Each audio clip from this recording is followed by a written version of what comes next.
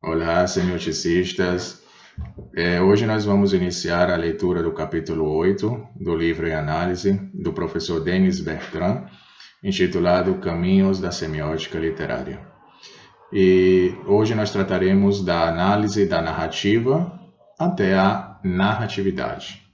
Nós faremos um resumo histórico e hoje especificamente trataremos das fontes da narratividade.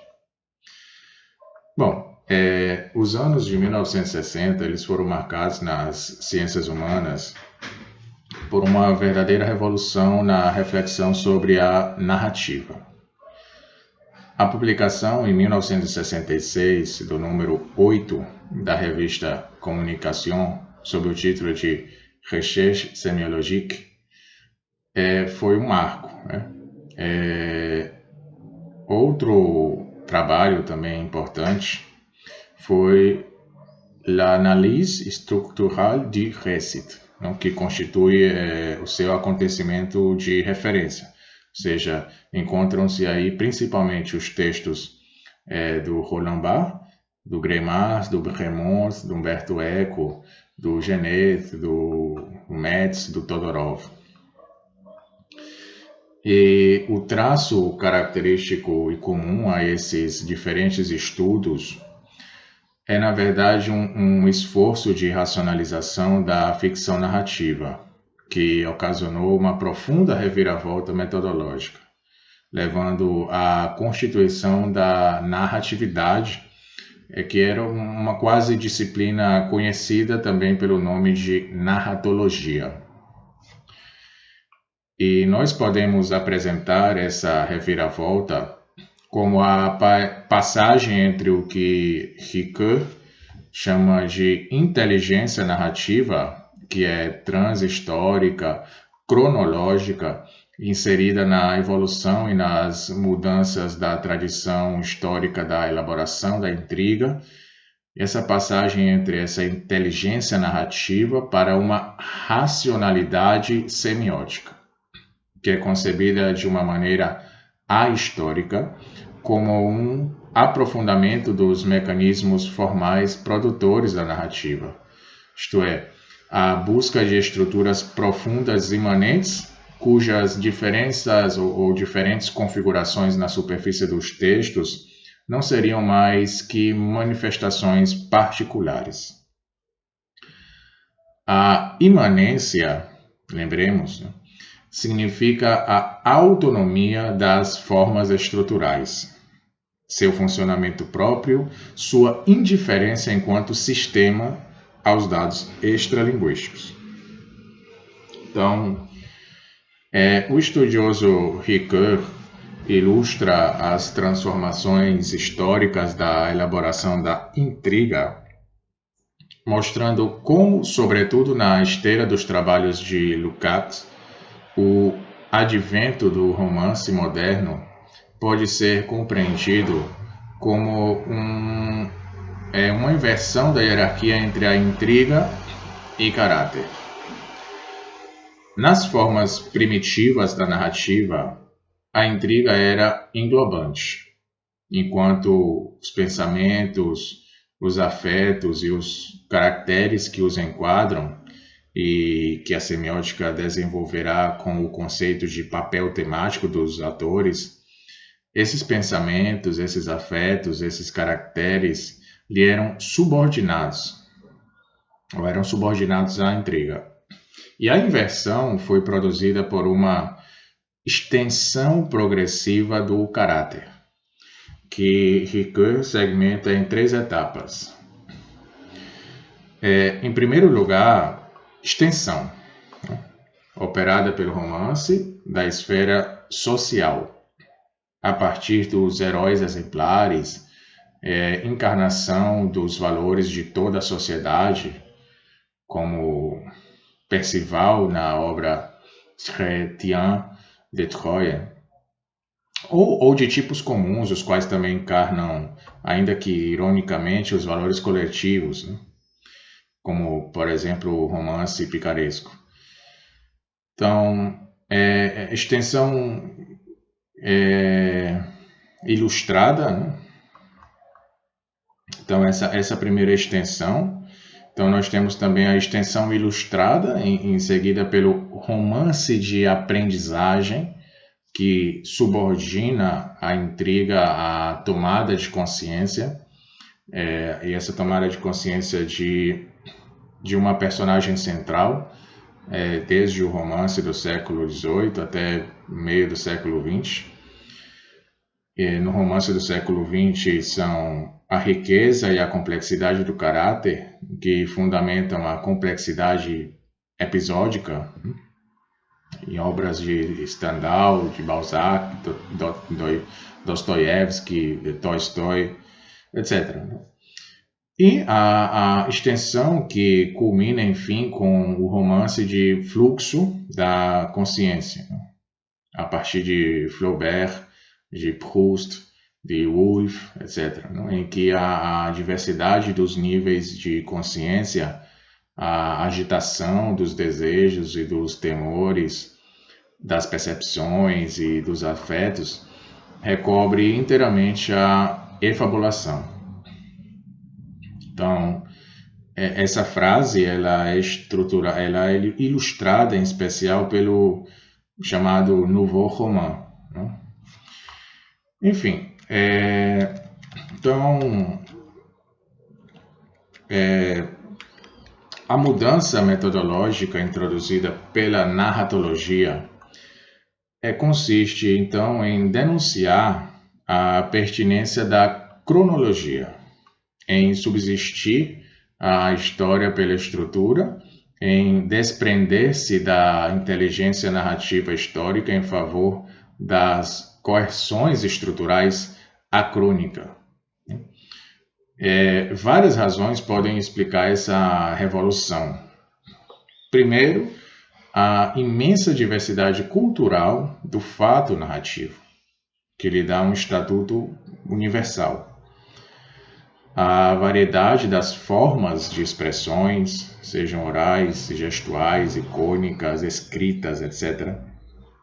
E a variedade de seus suportes, seja por meio de um texto escrito, de um filme, de um HQ, de uma pintura, por meio de uma conversação cotidiana, etc.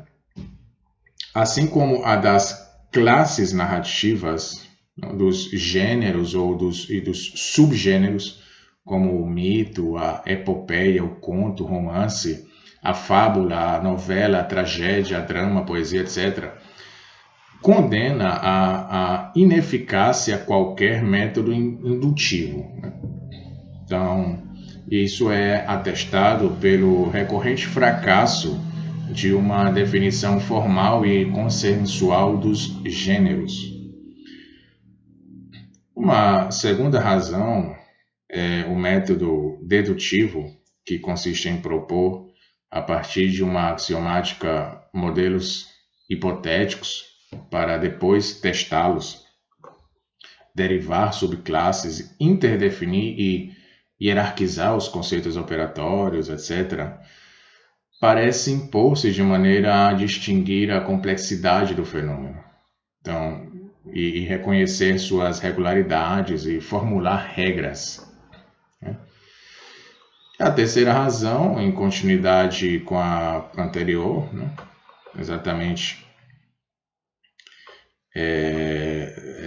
essa questão do método dedutivo, a terceira razão ela está ligada à influência considerável dos modelos linguísticos e suas categorias fundamentais, como a dicotomia sistema-processo, que, aplicadas primeiramente à fonologia, foram estendidas em seguida à semântica lexical e, por fim, à análise da dimensão transfrástica da linguagem, ou o discurso.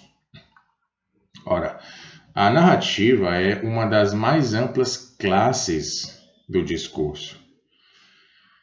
Sua realidade transcultural justifica a pesquisa dos universos semânticos e sintáticos suscetíveis de gerar suas formas. E a última razão prende-se ao caráter autônomo e orgânico de todo o sistema. seja, prioridade do todo sobre as partes, hierarquia dos níveis de análise, possibilidade de integração dos elementos constitutivos no conjunto.